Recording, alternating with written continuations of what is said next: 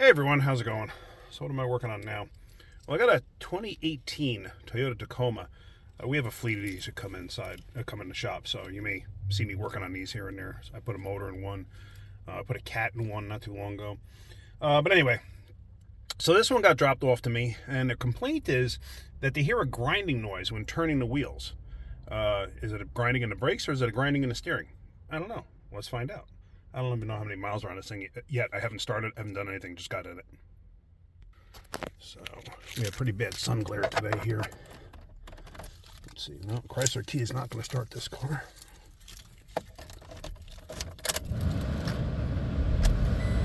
Let's turn down the blower.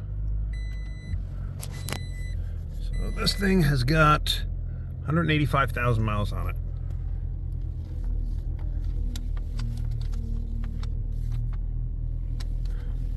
I don't really hear anything there. All right, well, let's take this thing for a ride and let's see what she does. Let me put my seatbelt on. Now, one thing I will usually do, something like this, I'll drive around the parking lot first just to verify that, you know, if I'm hearing anything, whatever, because if I can avoid getting on the road and all of a sudden realizing I have a major problem. Oh, I hear something there. Oops. I hear a little bit of power steering, like it might be low on fluid or pump going bad, but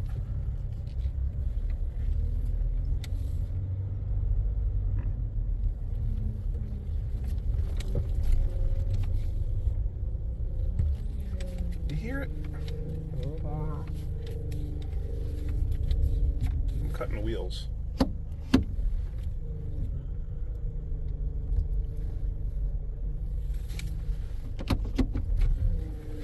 It's as if it's low on fluid.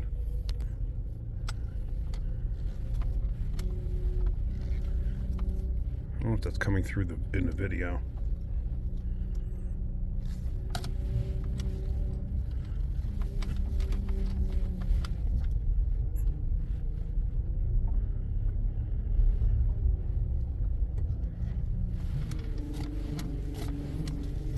All right, I'm thinking this thing's low on fluid. Now, I've experienced in the past where cars do this, and you check the fluid level, and the fluid's actually fine. And I've actually fixed a few like this. What I've done is I've actually had the vehicle running, and I've siphoned out fluid and put new fluid in it. Now, you got to basically exchange in fluid, change in power steering fluid. The issue with doing that is, doing it that way, you wind up using a lot of fluid. You waste fluid, basically. But really, what choice do you have? Because I don't want to open a line and introduce air and then have to bleed the power steering system out. I really don't want to do that. So basically, suck the reservoir down, add new. Suck the reservoir down, add new, but like cycle it through. Like you don't suck it out right away, because really what you're doing is sucking out new fluid. Because the fluid should be in a constant state of cycling. And you're going to want to cut the wheels back and forth, stuff like that. So I don't know if that's going to be the issue here. Could be, maybe, I don't know. Let's get it inside and let's check the fluid level and go from there. So here we are under the hood. There's the 2.7 liter. In most cases, you can check power steering fluid running or not running. It usually doesn't make too much of a difference. Matter of fact, I don't know of any manufacturer that actually tells you it has to be running. So usually you don't really see much of a difference. You can check it either way. All right, let's wipe this off. Let me put you into a tripod here.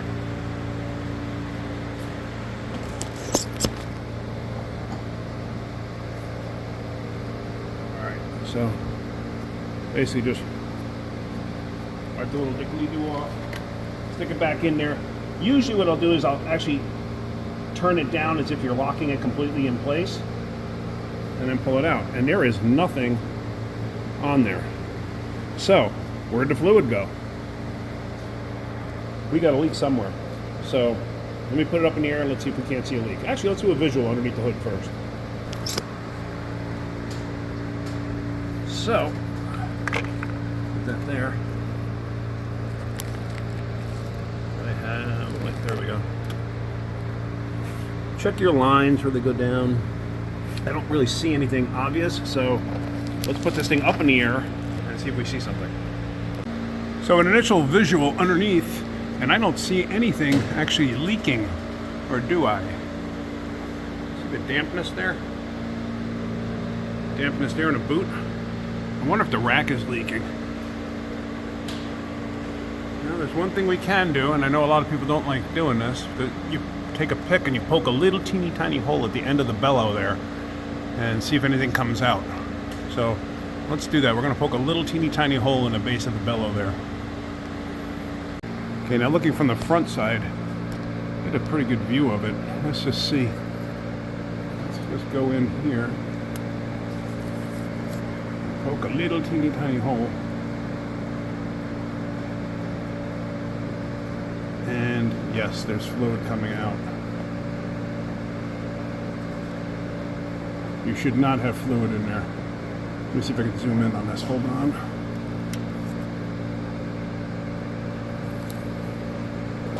See it? There's fluid there. There should not be any fluid there. Oops, so that's where our leak is. It's in the actual rack itself. Because there are no external leaks that you could see. Like I said, those boots are only for dust and dirt, so they don't get into where the inner tie rods are. You should not have fluid there.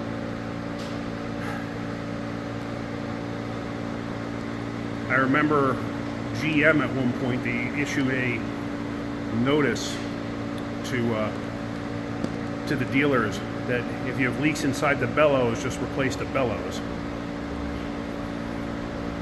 Okay. Yeah, no, you have a leak. Fluid is not supposed to go down and collect in the bellows. So, looks like this thing's going to get a rack. Now this is a fleet vehicle, so it's got like a fleet service contract. So we're going to have to call and get all that approved for a steering rack and fluid and everything else, because there's no other external leaks.